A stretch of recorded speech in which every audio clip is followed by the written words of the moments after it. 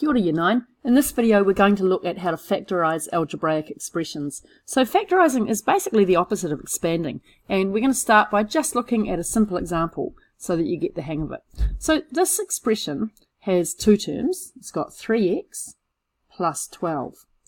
And if we look at them we can see that there's a common factor in the terms. And that common factor is pretty easy to spot here. It's 3. So instead of writing it as 3x plus 12, we can do this. We can say, well, it's 3 times something that gives me the x. So that's 3 times x. And it's 3 times 4 to give me the 12. But we saw when we learned how to expand that we can think about that as 3 lots of x plus 3 lots of 4, and we can work it backwards like this.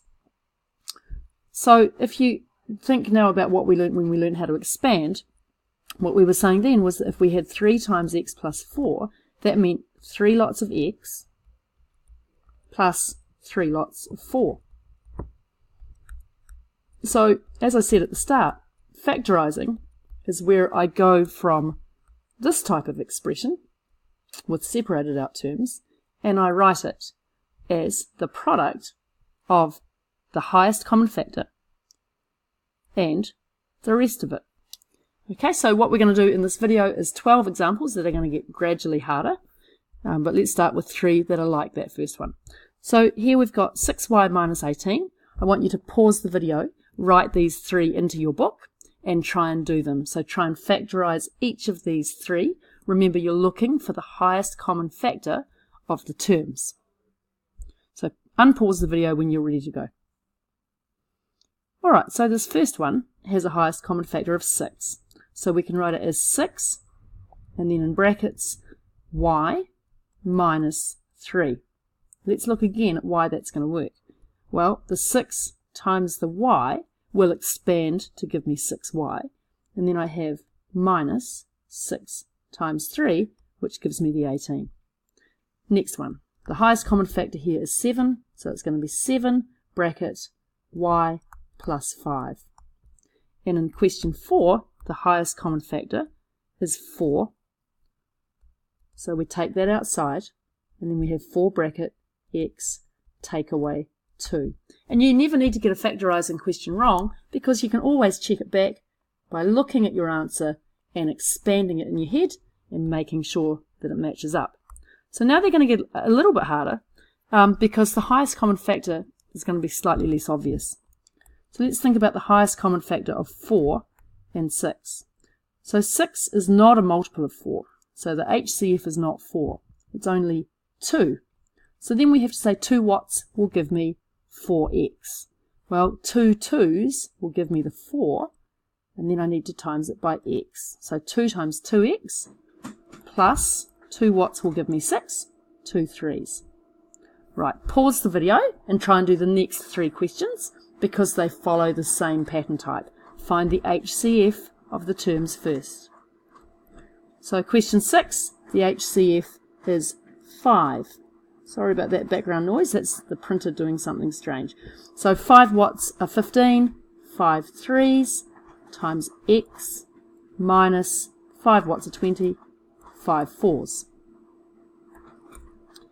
The next one, what's the highest common factor of 14 and 21? It's 7. So we have 7 here, 7 watts are 14, 7 2's are 14, times the x.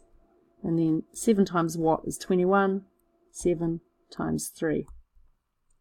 And in the last one, the highest common factor of 12 and 30 is 6. So we're going to have 6 times 2x minus 5. Right, 4 more to go. Now this time, as well as having to look at the highest common factor for the coefficients, I have to look at the highest common factor of the variables. So we're going to be systematic about this, and I'm going to work alphabetically. So let's see what we get here. So for this first one, looking at the numbers, the highest common factor is 2. So we get 2, but before we put the bracket down, we need to check the variables. So here I've got y, and here y is also a factor in 6xy. So when we factorise, we're going to have 2y outside the bracket. Then we ask, as usual, 2y times what will give me 4y. 2y times 2 plus 2y times what will get me to 6xy. So I need to multiply by 3 and also by x. I'm going to do one more, and then I want you to have a go at the last two by pausing the video and writing them out in your book. So here we'll look at the numbers first. The highest common factor of 33 and 44 is 11. Then I've got a as a factor here and a as a factor here. So it's going to be 11a. Now I've got b here, but no b over here. So b is not a common factor. So we're good to start. So we get 11a times 3 to match up to the 33. B. Take away 4, because we need to have 11 times something is 44. 4c. Right? And we can check that by expanding it out. I'll do that here. So 11 times 3 gives me 33 AB minus 11 fours are 44 AC. Right, but we don't want to do that because we were asked to factorise. So let's just erase that. Look at that. Okay, the next one. Well, the highest common factor here for the coefficients is going to be 7. And then I've got an A here, but no A over here. But I've got B here, so it's going to be 7B times 2A minus 3C. And in the last one, 8P minus 6PQ. The highest common factor for the coefficients will be 2. And then if I look in the letters, I've got a P in both expressions. So 2P times 4 minus 3Q.